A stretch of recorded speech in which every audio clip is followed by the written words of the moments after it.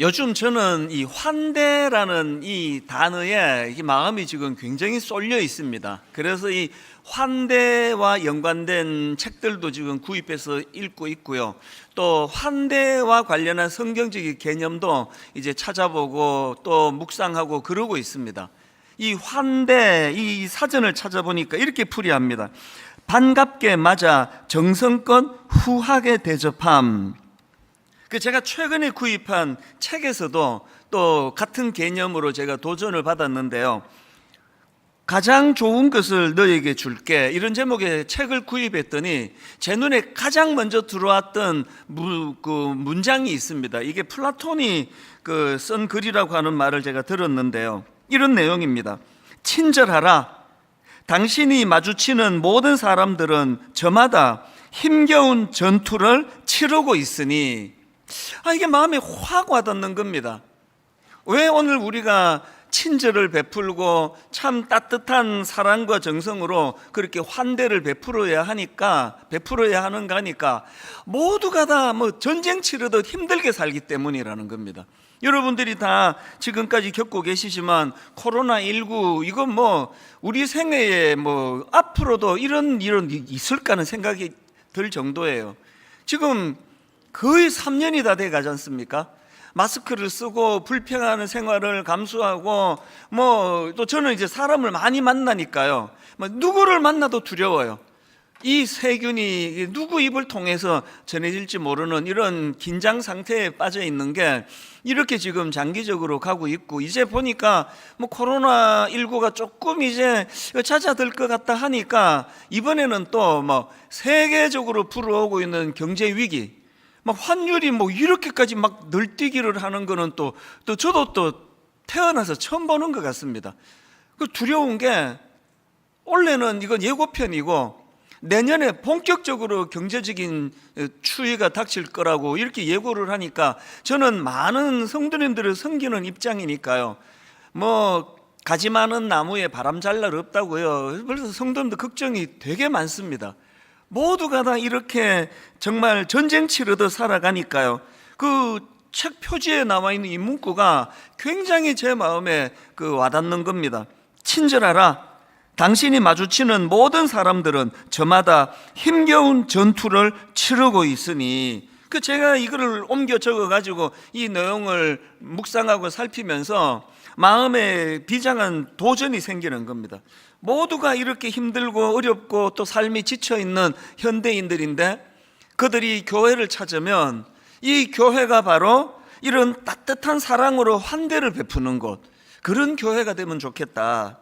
그래서 저는 지금 이제 2기 사역을 시작하면서 하나님, 정말 제가 앞으로 얼마나 더 분당 우리교회 담임 목사로 그렇게 쓰임 받을지 모르지만 제가 있는 동안에 정말 한번 분당 우리교회 영적으로 갈아엎기를 원해요. 이 교회는 하나님의 환대를 경험하는 곳이에요. 조건, 이유, 사람 딸 이런 거 없습니다. 우리가 그냥 하나님의 형상을 닮은 한 인간이라는 이 하나 충분한 조건이에요. 이거로서 하나님이 엿새 동안 어떻게 살았는지와 관계없이 빈부를 따지지 않고 모든 성도님들이 하나님의 환대를 교회에서 누리게 되기를 바랍니다. 그리고 그 환대를 누린 자만이 할 수 있는, 또 우리도 그 누군가에게, 이웃에게 따뜻한 사랑으로 환대를 베푸는 이런 교회가 됐으면 좋겠다. 오늘 새생명 축제 저희가 첫날인데요, 저는 이런 생각을 해요. 오늘 교회를 처음 방문하는 많은 손님들이 여기를 찾아오셨는데요, 저는 이게 앞으로 우리 교회가 하게 될 환대를 경험하는 교회, 이걸 연습하는 실습의 장이 됐으면 좋겠습니다. 누구라도 환영을 받고, 심지어는 나는 교회를 처음 나오고 나 예수 안 믿어도 예수 믿으라고 강요하기 이전에 그 예수님의 온기로서 이곳에서 이게 내가 엿새 동안 한 번도 경험해 보지 못한 이런 따뜻한 친절과 환대가 있는 이것이 연습되어지는 그런 시간이 됐으면 좋겠습니다. 그래서 오늘 방문하신 많은 우리 손님들, 또 새신자분들, 하나님의 따뜻한 사랑의 환대는 말할 것도 없고 우리 인간이 베푸는 그런 환대를 이따가 마당에서도 많이 누리게 되시기를 바랍니다. 제가 오늘 이런 맥락으로 이제 이 환대를 주제로 해서 말씀을 제가 준비를 해왔는데요. 제가 지난 몇 주 동안 이 환대라는 주제를 가지고 말씀을 준비하는데 몇 번이나 제가 이렇게 울컥울컥했습니다. 마음이 이렇게 가누기 어려울 벅찬 감격이 찾아오고 눈시울이 붉어지고 이렇게 경험했는데요. 왜 그런가 하니까 저의 지난 시간을 돌아보면은 제 인생 자체가요, 자격 없는 자에게 주시는 하나님의 환대를 경험하고, 그리고 또 교회에서 수많은 어린 시절부터 어른들이 베풀어 주시는 그 사랑의 환대를 먹고 자란 사람이기 때문이에요. 그래서 추억에 많이 잠겼습니다. 어린 초등학교 시절부터 중고등학교 시절, 그때나 지금이나 공부 잘하는 사람 주목하고 잘생긴 사람 주목하고 그런 세상 속에서 저는 주목받을 조건이 별로 없었던 것 같아요. 굉장히 평범했거든요. 선생님들 눈길 한번 의식을 잘 하지 못하면서 그렇게 엿새를 살지만, 이런 평범한 제가, 그래도 주목을 못 받던 제가 주일날 교회만 가면은 저를 주인공 만들어 주시는 어른들이요. 오늘 초대받아 오신 분들은 잘 모르시겠지만 저는 목사 아들이거든요. 저희 아버지가 목사님이셨는데 금식 기도하다가 돌아가셨어요. 그걸 얼마나 저를 격려하는데 어른들이 써주시는지, 그냥 주일학교 선생님들도 여러 번 그런 말씀하셨어요. 찬순이는 걱정하지 마라. 네가 어떤 앤데, 네 아버지가 기도하다가 돌아가셨는데 하나님은 너 그냥 두시겠니? 아무 걱정하지 마. 너 잘 될 수밖에 없어. 이런 사랑의 환대로서 어릴 때부터, 그래서 저의 자신감과 또 건강한 자존감, 이거 교회 안 다녔으면 절대로 생겨나지 않을 것들을 교회에서 제가 다 얻었고요. 그리고 이제 23살 때 미국으로 이민 가서는 너무나 이제 힘든 시간들을 보내는 과정에서도요, 저는 단언합니다. 교회가 저를 살려줬어요. 이 교회가 아니었으면 숨 쉴 데가 없었거든요. 한국에서 대학교 2학년 마치고 졸업 안 하고 미국으로 가서 이제 학교를 다녀야 되는데, 우선 학비대 줄 사람이 없죠. 아버지 돌아가셨고. 그래서 이제 풀타임으로 막노동을 했거든요. 안 해본 일이 없습니다. 왜 안 해본 일이 없을까요? 하나 잘 적응했으면 하나만 했을 텐데 계속 쫓겨나니까, 이거 하다가 쫓겨나고 저거 하다가 쫓겨나고, 그러니까 진짜 안 해본 일이 없습니다. 그렇게 힘든 시간을 보낼 때도요, 주일만 기다리는 거예요. 주일만 기다리는 거예요. 이게 주일이 저를 살려줬어요. 주일날 이제 교회에서 진짜 그 이민교육에 저는요, 아무리 정신없이 바빠도 1년에 코로나 이전에는 한 두세 번 그냥 시차 때문에 많이 힘들어도 꼭 이민교회 가서 말씀 전하는 걸 제 사명으로 생각하고 있습니다. 그리고 또 이민교회 성도님이 저를 좋아해요. 통하거든요. 다 그런 어려운 과정을 다 겪으면서도. 그래서 저에게 교회는 이건 제 생명의 은인이에요, 은인. 왜 목사가 됐습니까? 빚 갚으려고요. 오늘 왜 여러분 그렇게 안 오려는 사람들을 그렇게 그냥 가문 이슬로 협박하고 그래가지고 여러분 남편, 아내가 가족들 여기 모시고 오려고 애쓰는지 아십니까? 각각의 사정은 다 다르지만 공통점은 하나예요. 교회에서 내가 하나님께 받은 이 환대, 하나님께 받은 이 자격 없는 자에게 주시는 은혜, 이 사랑을 내 사랑하는 가족들, 아내, 남편, 부모님, 자녀에게도 전하고 싶은 거예요. 이게 초청 자체가 호의니까요.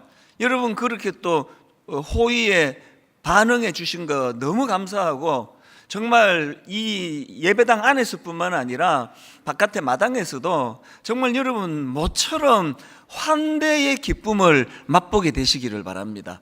그래서 제가 오늘 이런 차원에서 이제 이 본문을 가지고 이 탕자의 비유로 알려져 있는, 아마 교회 처음 나오신 분들도 워낙 유명한 이야기라서 아실 겁니다. 두 아들이 이제 등장을 하는데요, 보통 이제 둘째 아들을 이제 탕자라고 그렇게 이야기하는데요, 이제 이따 설명 들어보시면 알지만 둘 다 탕자예요. 가출 안 하고 집에서 뭉개는 탕자, 가출한 탕자, 하여튼 다 탕자예요. 그래서 오늘 보면은 이런 그 탕자, 자격을 잃어버린 아버지를 그렇게 그 배신한 그런 자식들을 무한한 사랑으로 그렇게 환대해 주시는 아버지의 사랑, 이게 이제 예수님이 이제 비유로 설명해 주시는 내용인데요. 먼저 이 두 아들을 이제 간단하게 좀 살펴보려고 합니다. 이 둘째 아들, 우리가 이제 탕자로 알고 있는 이 둘째 아들이요, 이 정말 이 페류나 같은 아들이에요. 누가복음 15장 12절, 그 둘째가 아버지에게 말하되 아버지여, 재산 중에서 내게 돌아올 분깃을 내게 주소서 하는지라. 우리가 다 알다시피 유산은 부모님이 돌아가셔야 받는 거 아닙니까? 그래서 오늘날 그 우리 정서로도 이거 참 못된 자식이네 그럴 수 있는데요, 예수님 시대 그 당시 또 그 굉장히 아버지 권위가 그 가부장적인 이런 시대다 보니까 이건 있을 수 없는 짓이에요, 그 아들 입장에서. 그래서 그 설명을 제가 보면은 그 당시 사람들의 시각으로는 이 둘째 아들의 요구가 이게 꼭 이런 거래요. 우리 아버지 죽었으면 좋겠다, 이럴 정도로 이거는 패륜적인 짓이라는 겁니다. 그 하나님 아버지 지금 사랑을 예수님이 비유로 드시면서 그 페류나 자식에게 말도 안 되는 그 무례한 요구를 그 아버지가 들어주세요. 왜 들어주시는지 아시죠? 이 자식은요, 그래야 사는 자식이에요. 그렇게 비참한 자리에 빠지고 나중에 이제 허랑방탕하고 돼지가 먹는 쥐염 열매를 먹으면서 유지를 하고 이런 걸 겪어야 정신 차리는 아들이거든요. 사실은요, 저를 포함한 대부분의 죄성을 가진 우리 인간이 다 그런 사람이에요.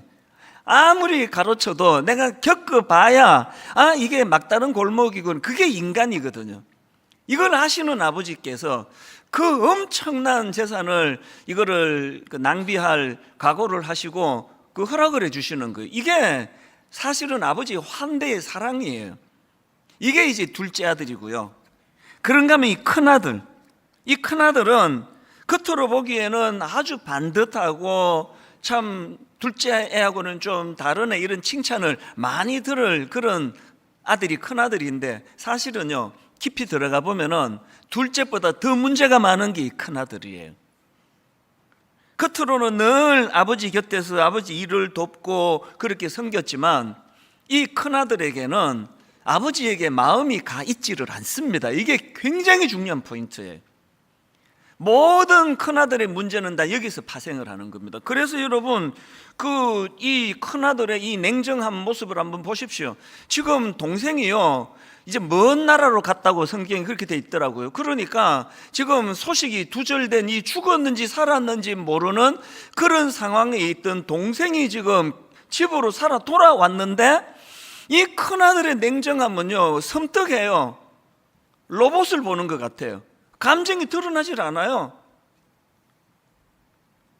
오늘 교회가 말입니다, 사람은 많이 교회로 오는데 하나님 아버지로부터 영향을 안 받으면 이런 섬뜩한 종교인이 될 수 있다는 걸 우리 항상 두려워해야 돼요. 안 믿는 분들이 우리를 비판할 때 다 그런 이야기들 많이 하잖아요. 게다가 이 큰아들이 가진 치명적인 약점이 뭐냐 하니까요, 병든 우월감이에요. 교회 다니는 분들 이런 위험에 빠져 있다는 건 아셔야 됩니다. 그래서 사실은요, 우리가 탕자의 비유 그러면 둘째 아들 이야기다, 그런데 그게 맞지 않은 게, 사실은 예수님이 이 비유를 주신 목적이 큰아들 같은 인생을 경고하기 위해서 주신 비유거든요. 자, 한번 보시겠습니까? 오늘 본문 바로 앞에 나오는 1절 2절을 보십시오. 모든 세리와 죄인들이 말씀을 들으러 가까이 나아오니, 그 다음 보세요. 바리새인과 서기관들이 수군거려 이르되 이 사람이 죄인을 영접하고 음식을 같이 먹는다 하더라. 지금 이 당시의 종교 지도자들인 바리새인과 서기관들이 이게 딱 큰아들인 거예요. 종교적인 우월감, 또 민족적인 우월감, 그래서 자기들은 선택받은 사람이라는 이 우월감을 가지고 그 사람들을 함부로 대하고 무시하고, 그 당시 그 유대인들의 이 교만은 하늘을 찌르는 거 아닙니까? 자기 민족 말고는 나머지 민족은 다 쓸데없는 인간들인데 지옥의 불쏘시개 감으로 서려고 이것들을 만들었다. 이런 교만했던 사람들 아닙니까? 이거 역시 오늘 예수 잘 못 믿으면은요, 그 하나님의 영향을 받지 않으면요, 우리도 그렇게 비슷한 괴물처럼 될 위험이 도사리고 있다는 걸 항상 두려워해야 되는 거예요. 그래서 이제 이 큰아들이 갖고 있는 이 냉정하고, 그 다음에 또 그 큰아들이 가진 문제가 뭐라 그랬죠? 아버지에게 관심이 없습니다. 왜 그렇게 열심히 일했나? 이게 이제 병든 심리학에서 병든 차원에서의 인정 욕구예요. 그래서 내가 아버지로부터 인정받기 위해서, 아버지가 소중해서가 아닙니다. 내가 인정을 받아야 내 존재가 살아나니까요. 제가 최근에 기꺼이 불편한 예배, 이런 제목의 책을 읽었는데, 이 저자가 지금은 선교사님이 되셨는데요, 이분이 이제 어린 시절의 상처를 그 책에다가 밝히더라고요.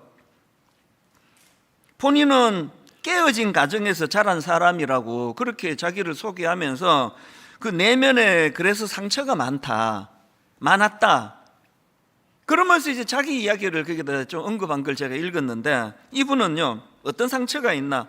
아주 어릴 때 어느 날 엄마가 이 어린 아들 손을 잡고 어디를 가시는데요, 먼 친척집에 가시더래요. 그리고 이 아이를 그 집에 데려다 놓고는 엄마가 내일 데리러 올게, 그렇게 하고는 안 나타나셨어요.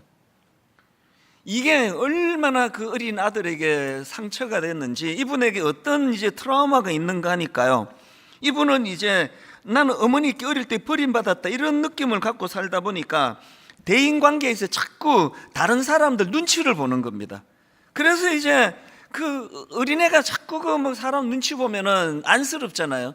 자꾸 눈치를 보는데, 내가 이제 저 사람의 필요가 뭔지에 민감하고, 또 내가 그 상대방의 필요에 민감하게 만족을 시켜주지 않으면 나는 또 버림받을지 모른다는 이런 그 강박이 이 어린아이에게 있었던 것 같아요. 그래서 계속 이제 나는 상대방에게 인정을 받아야 그것을 통해서 내 존재감이 확인이 되는 겁니다. 요새 유튜브도 그렇고 그 인터넷 같은 데 보면은 이런 좀 집착하는 사람이 많다고 그러더라고요. 좋아요 이 개수로서 자기 존재감을 확인해야 되니까 여행을 가서도요, 즐기러 가는 게 아니에요. 사진 찍으러 간대요.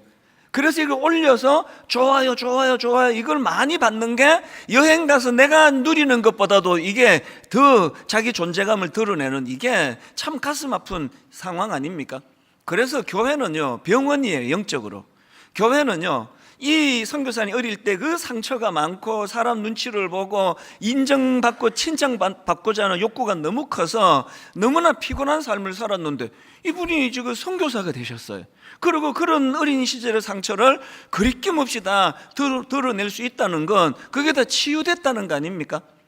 큰아들의 문제가 뭐라 그랬습니까? 몸은 아버지 가까이 있는데, 몸은 가출한 적이 없는데 아버지의 영향을 못 받는 거예요. 안 받는 거예요. 아버지의 관심이 없는 겁니다. 또 누가 이런 분석도 했더라고요.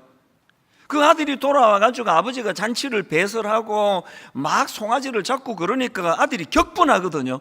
그 격분하는 그 심리 속에 뭐가 같이 있느냐?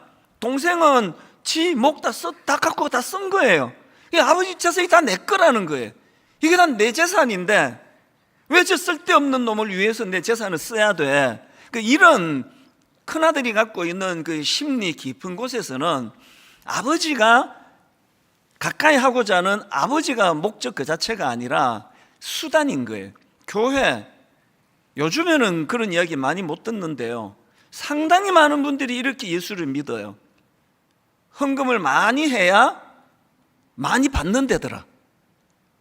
주일 성수해야 주중에 손님을 많이 보내주신 데더라. 그리고 예배 빠지면 이게 또 이제 이번 주 장사가 잘 안 되겠네.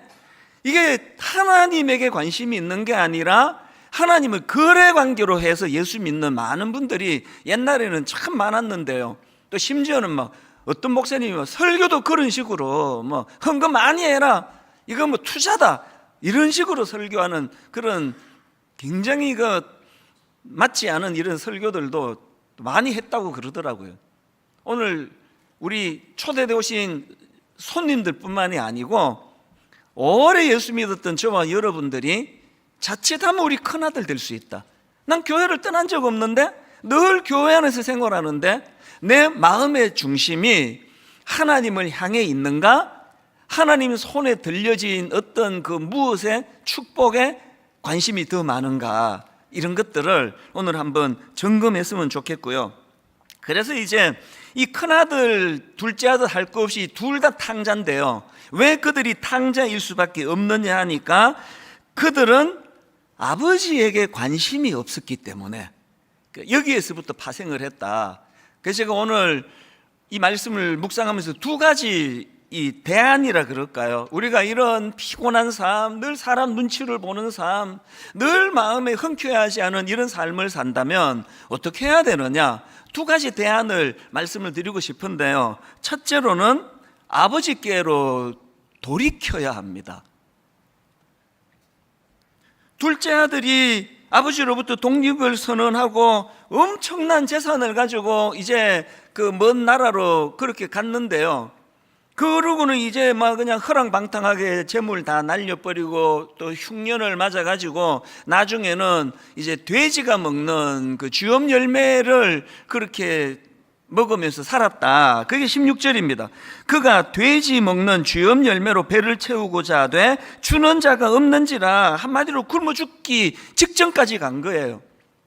그랬을 때 이 탕자가 한 둘째 아들이 했던 가장 잘한 게 17절에 나와요. 이에 스스로 돌이켜 이르되, 이에 스스로 돌이켜 이르되, 내 아버지에게는 양식이 풍족한 품꾼이 얼마나 많은가, 나는 여기서 줄여 죽는구나. 여러분, 인생은 두 종류예요. 예외 없이 고난을 경험하고 실패를 경험하고 환난을 겪는 건 모든 인생의 공통점이고요. 차이가 있습니다. 그런 환난을 통해, 고난을 통해 이 둘째 아들처럼 거기서 교훈을 찾는 사람이 있어요. 그래서 그 자기가 겪는 고난을 통해서 깨닫는 거예요. 이에 스스로 돌이켜 이르되. 그런가 하면은 두 번째 부류의 사람은 정말 어리석은 사람이에요. 고난은 고난대로 당하면서 거기서 하나님의 교훈을 얻지를 못하는 거예요. 그냥 이거를 그 헛고생이라 그러잖아요.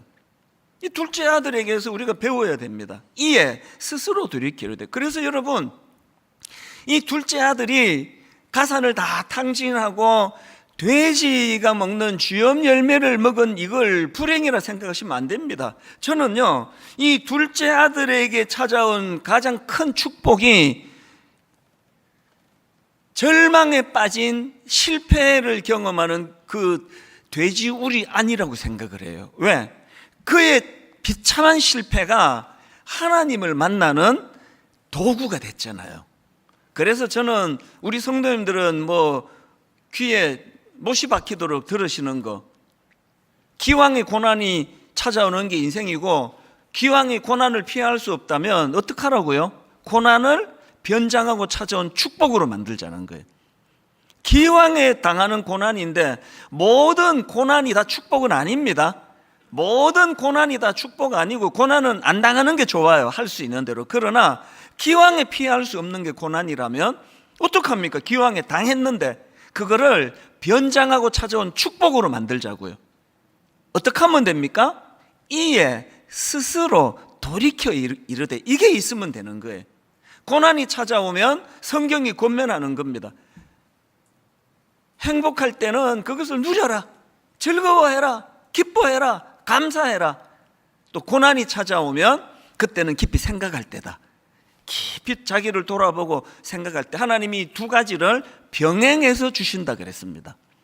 오늘 예배드리는 모든 성도님들이 하나님 앞에서 주시는 이 지혜를 마음껏 누리게 되시기를 바랍니다. 그래서 고난은 변장하고 찾아온 축복이다.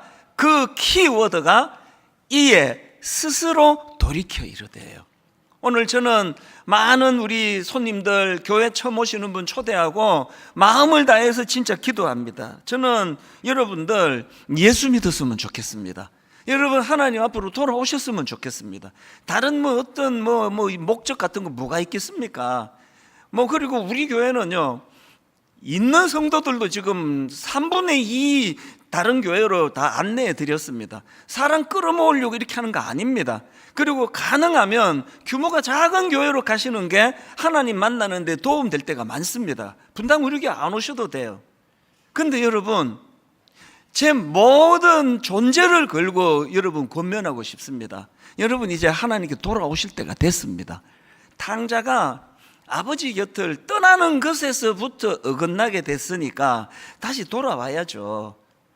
옛날에 아마 여기 좀 뼈대 있는 집에서 자란 분들이 많으실 것 같은데요, 뼈대 있는 집에서 자란 아이들의 특징이 좀 있습니다. 그냥 엉뚱한 짓 하다가도 잘 돌아와요. 그런 애들은, 뼈대 있는 집에서 자란 분들은 많이 계실 텐데요. 뼈대 있는 집에서 자라면 기억나시죠? 저기 건너방에서 그냥 형하고 동생이 막 머리 터지게 싸워요. 아들만 둘이 있으면 그건 거의 그 집은 전쟁터라고 저 알고 있거든요. 막 물건 날아가고 막 소리 지르고 주먹질하고 퍽퍽 그럴 때 뼈대 있는 집은요, 아버지가 안방에서 우리처럼 막 뛰어와가지고 막 소리 지르고 안 그래요? 옛날에 뼈대 있는 집 어른들은 그냥 안방에서 이렇게 헛기침 하시면 다 정리가 돼요. 싸우던 큰아들 둘째 아들이 아버지 계셨네? 쉬, 그러면서 정리가 된 게 이게 뼈대 있는 집안 어린 시절 이야기 아닙니까? 요새 애들이 저런 말 들으면 좀 뭔 소리야 그럴 거예요 아마. 이게 아버지의 존재예요.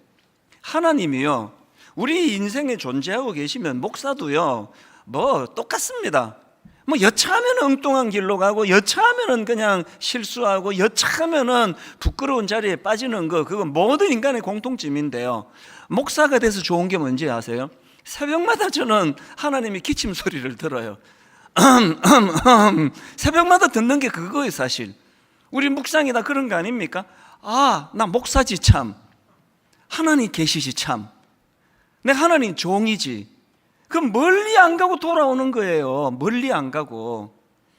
글쎄, 오늘 처음 초대받으신 분들은 뭔 소리야, 새벽마다 기침 소리가 나고, 옆에 분한테 물어보세요 나중에. 이게 뼈대 있는 가문에서 자란 인생 아닙니까? 저는 여러분 인생에 하나님이 여러분의 아버지로 좌정에 계시기를 바랍니다. 하나님이 우리 중심에, 온 이 시대를 보면은요, 동성애부터 시작해가지고 이게 이 온 세상이 이게 지금 이게 뭔지를 모르겠잖아요. 왜 그렇습니까? 성경에서 말합니다.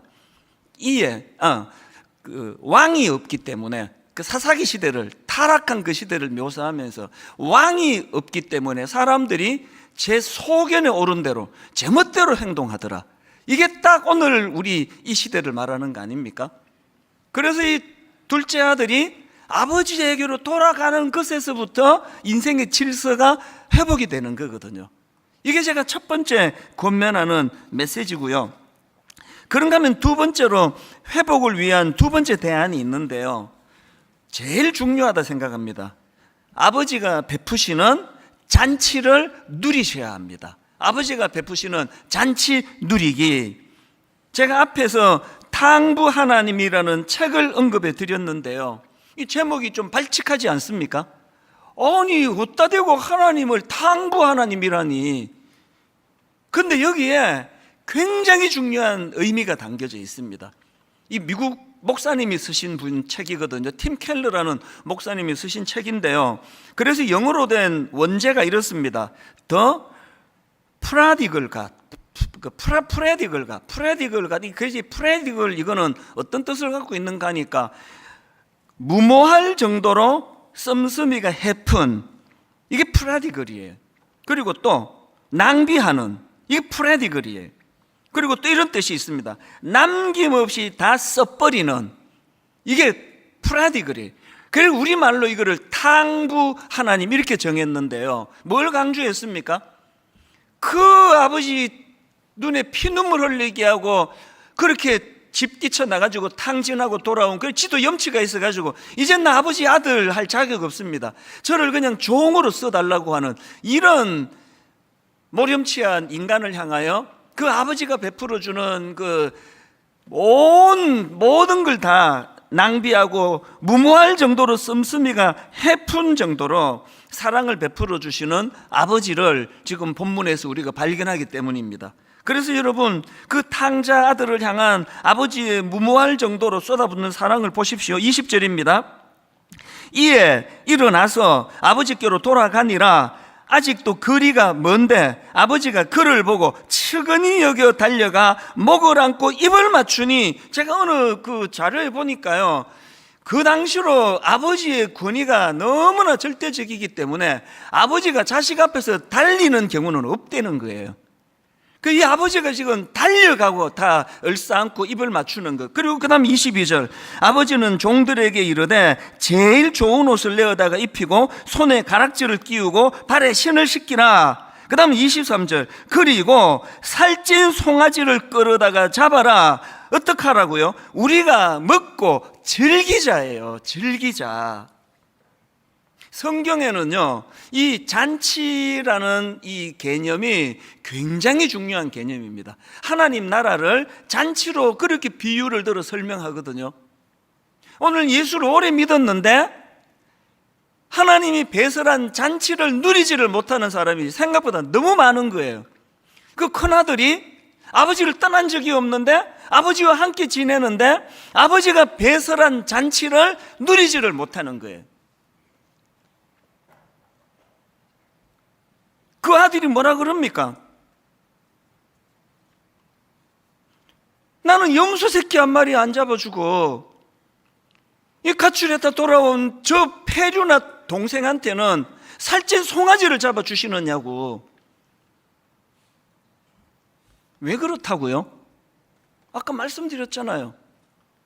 그 큰아들이 몸은 자기 아버지랑 있는데 마음이 아버지에게 없어요. 그러니까 왜 염소 새끼 한 마리 못 얻어먹었을까요? 요구한 적이 없겠죠. 마음은 딴 데가 있는데. 이게 오늘 오래 예수 믿은 우리 같은 사람들에게 무서운 경고 아닙니까? 교회는 와 있는데 굉장히 메마른 사람이 있어요. 용서 추구도 안 하고 뭐 상대방이 조금만 잘못하면 그냥 막 길길이 날뛰고, 이 딱 큰 아들 같은 사람. 왜 그런지 아시죠? 하나님이 배설해 주시는 잔치를 경험해 본 적이 없어요. 여러분 그거 아십니까? 환대? 하나님의 환대를 받아본 사람만 할 수 있는 게 이웃을 향한 환대하는 거예요. 저는 이번에 이 말씀을 준비하면서 정말 이제 분당 우리 교회는, 그래서 여러분 시편 34편 8절이요, 너희는 여호와의 선하심을 맛보아 알지어다. 느끼는 거하고 맛보는 건 다른 거예요. 그 커피 마시면 맛있대던데, 그 집 식당 가면은 되게 맛이 좋대던데, 이거 하고요, 머리로 작동되는 거하고 맛을 보는 건 다른 이야기예요. 예수 믿으면 좋은 거를 이론으로만 알고 계시는 분, 제가 한 가지 말씀만 더 드리고 오늘 환대와 관련한 말씀을 마치려고 하는데요, 이 말씀을 준비하면서 막 여러 번 가슴이 뜨거웠다고 제가 말씀드렸잖아요. 그 중에 한 사건이요, 20대 초반에 저는 하나님께 많이 화가 나 있었거든요. 우리 아버지가 교회를 위하여 금식에다 돌아가셨는데 이민 가가지고 내가 고생하는 게 이해가 안 되는 거예요.